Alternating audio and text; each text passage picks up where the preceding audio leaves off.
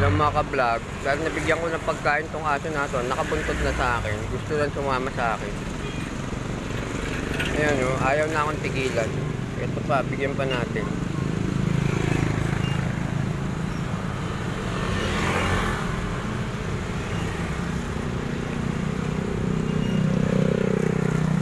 Wala nang matitira sa akin. Isang slice na lang to. Pang emergency ko, pag nagutom, mati na lang kami.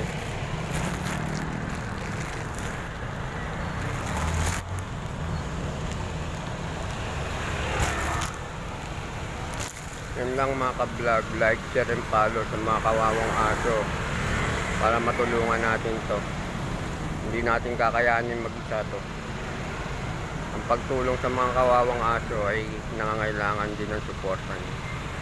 Like, share, and follow para sumikat tong vlog na to at makatulong tayo sa maraming aso. Thank you mga ka-vlog. Takot na siya, pinalayo ko na. Layo na, uwi na. Baka matagasaan ka dyan sa kalye, napakadelikado sa inyo. Puro sasakyan sa gilid mo.